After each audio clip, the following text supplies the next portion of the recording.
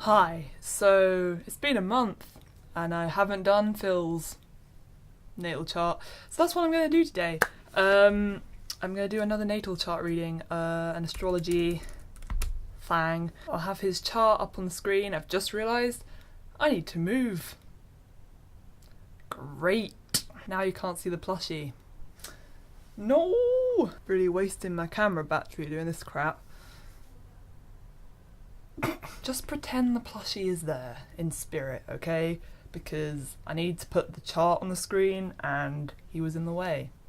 So anyway, in my last video, Dan's chart, I went all through what the planets mean in an astrology chart. I went through people that probably don't believe in astrology and my opinions on that. You can believe what you want, I don't really care. But anyway, basically what I'm saying is please check that video out first. A, because you'll then know how I read charts. B, you'll then understand what all the planets mean already because I'd have done it in another chart, and etc. I just don't want to do the whole thing again. So yes, Phil Lester, insert clip here of Tabanoff and when he was born and stuff. Also, my camera battery is kind of low, so I might have to rush a tiny bit. So, Phil Lester. Ooh, this is so exciting. I love doing natal charts. Okay. He was born in Rawtenstall in England, according to his Wikipedia page, on the 30th of January 1987. Just like Dan, Phil's first three planets are all in the same sign. Dan's are all in Gemini and Phil's are all in Aquarius, which explains a lot of why their dynamic is great. That's a different video, I can do a synastry chart on that, but I'm not very good at synastry.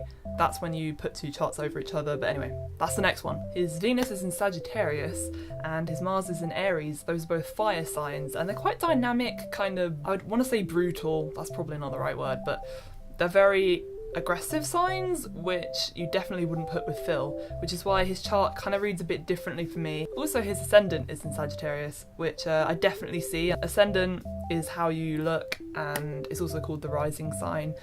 It's how you kind of come across. It's basically what governs appearance, and I find the rising sign extremely interesting because I definitely find resemblances in people that have a shared rising sign.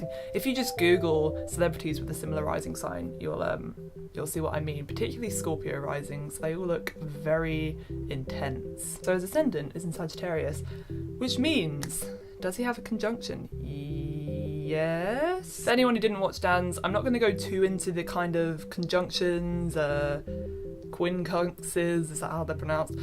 Basically, I'm not going to go through planet interactions because A, this video would be 1,000 years long, and B, I'm not very good at them. But I understand what they mean, I just can't really read them very well in the chart. It requires knowing quite a lot about maths and degrees and things as far as I'm aware, and maths ain't my strong suit.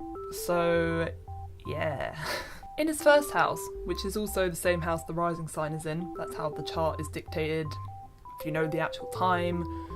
Went through that already, I think. He's got an extremely busy first house. He's got Saturn, Venus, and Uranus. And, wait, has he got Neptune in there?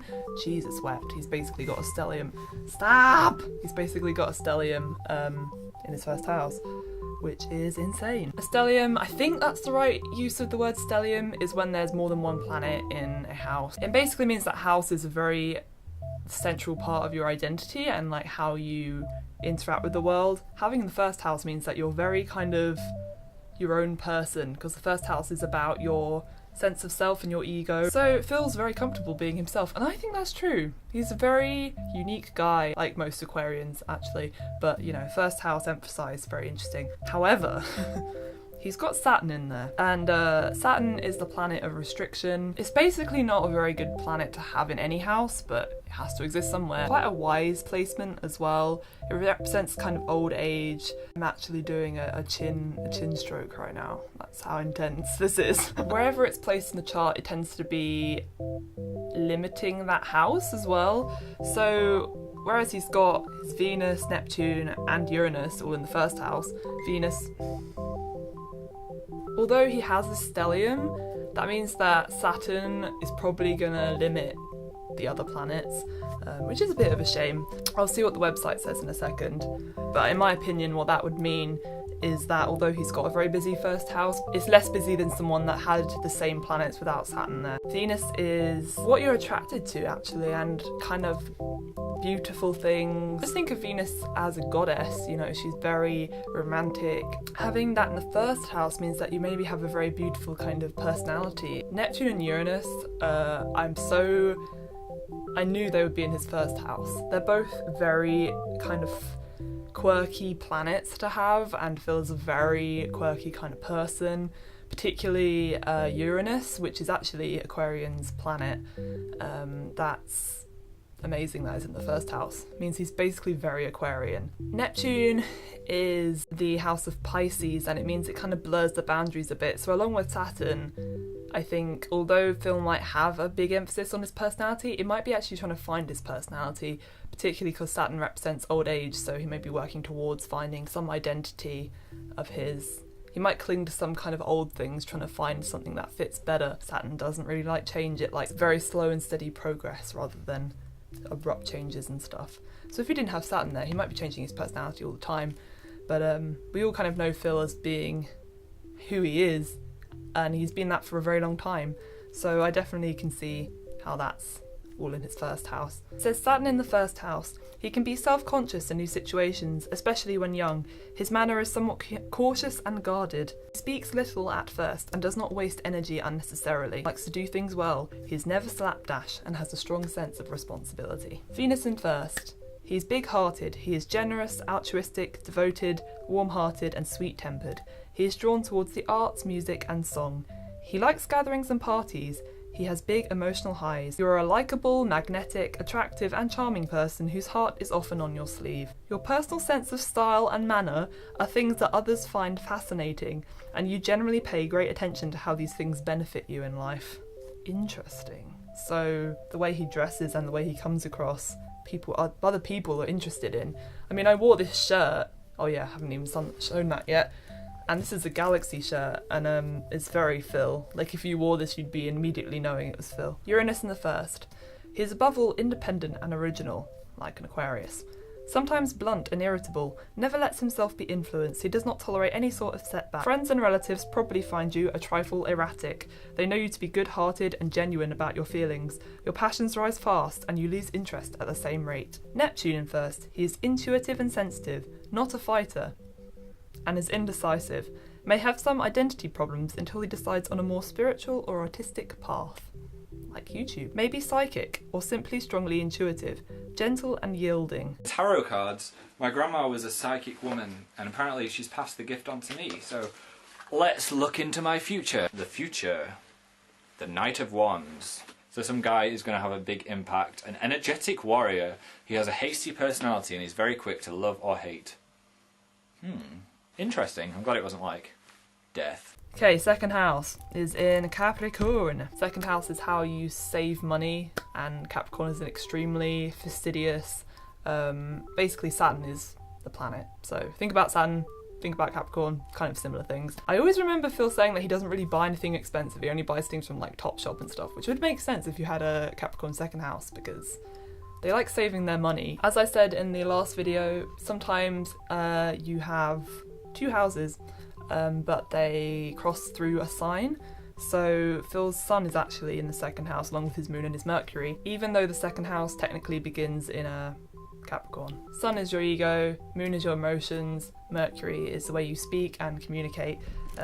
As I said before, triple Aquarius basically means he's very Aquarian. They're inventive, they're different, society bending ideas.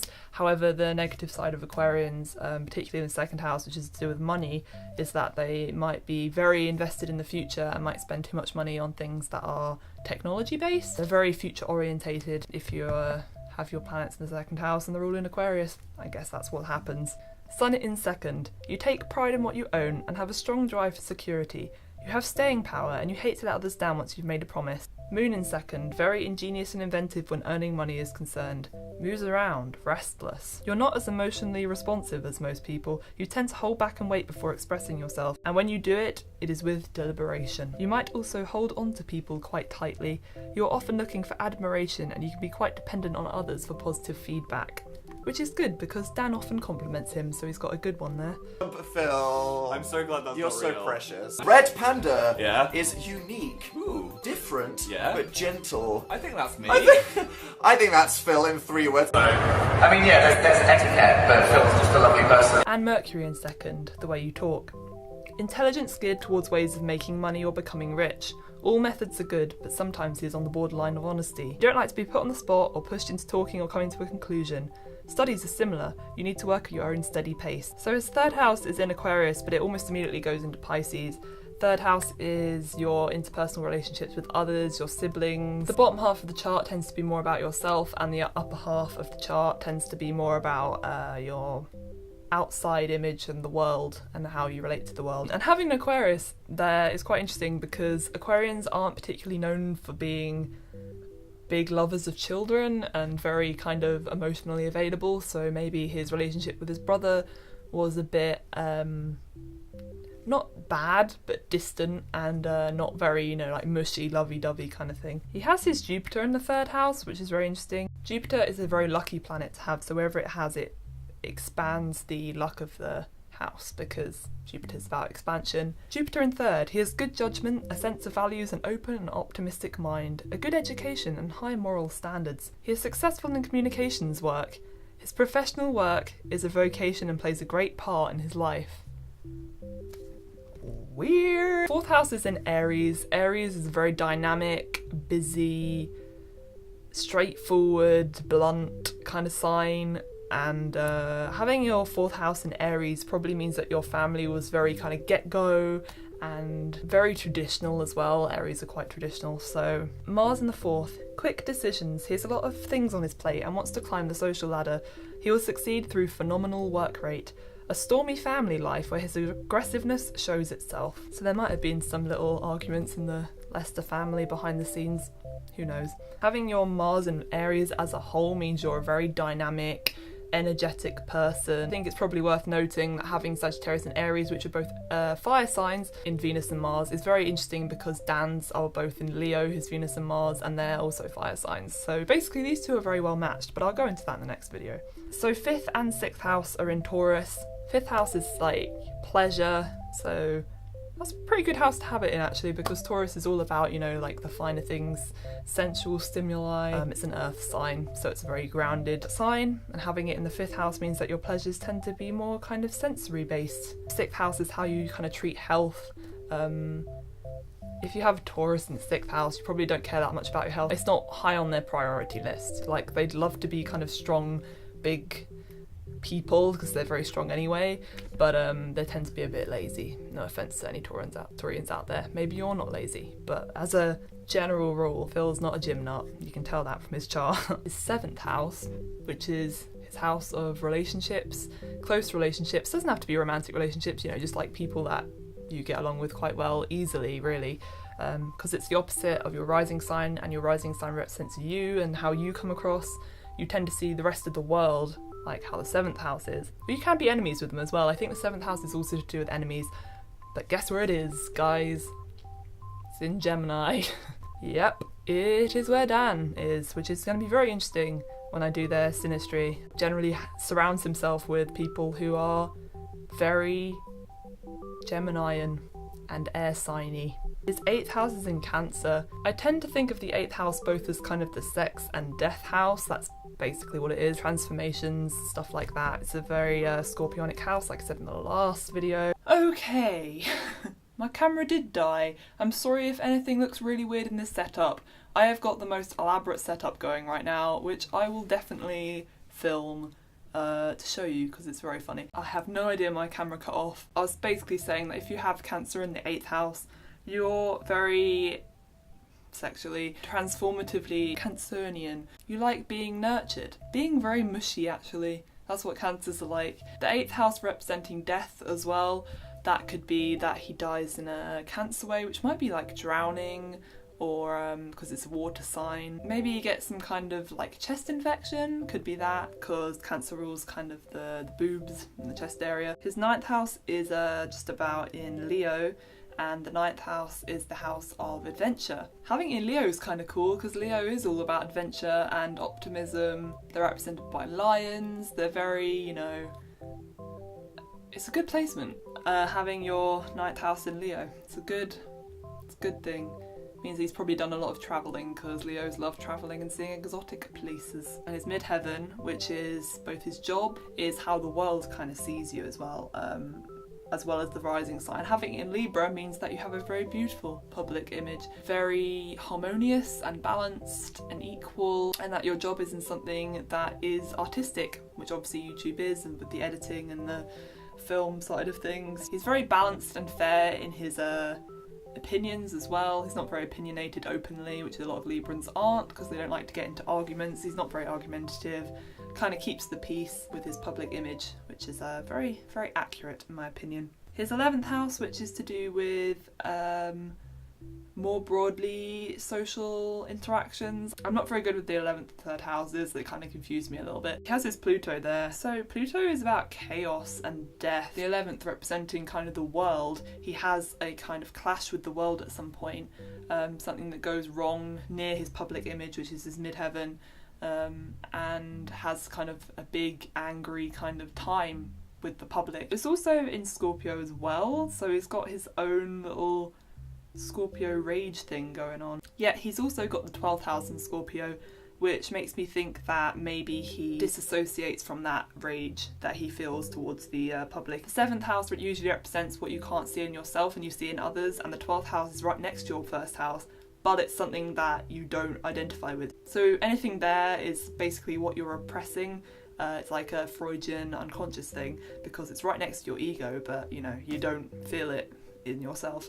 So he doesn't feel anger very much. He's not a very angry kind of person because that's what the Scorpio kind of represents. Also, his rising sign being in Sagittarius. Sagittarian risings are very angular. They have very kind of chiseled kind of shoulders. And I think Phil's, you know, he's got, I don't know how to describe it, but he's definitely got the build of someone who, you know, is more of a masculine figure. He's got quite wide shoulders. Sagittarius is a fire sign, so they're represented by kind of sharp angles. He's basically got quite an athletic build, in my opinion. Kind of the Adonis look. Is that a thing? I don't know. It's an Adonis statue here. That was Phil's chart. I'm going to do a synastry chart next, which will be Dan and Phil together, and see what happens with their houses and stuff. Disclaimer, I'm not actually an astrologer or a qualified person to do this. It's just something that I'm very interested in. So yeah, I really hope I recorded this. Definitely don't film on that camera battery flashes because it definitely runs out faster than I thought. Why am I giving myself advice? Anyway, bye people. This was my legit setup.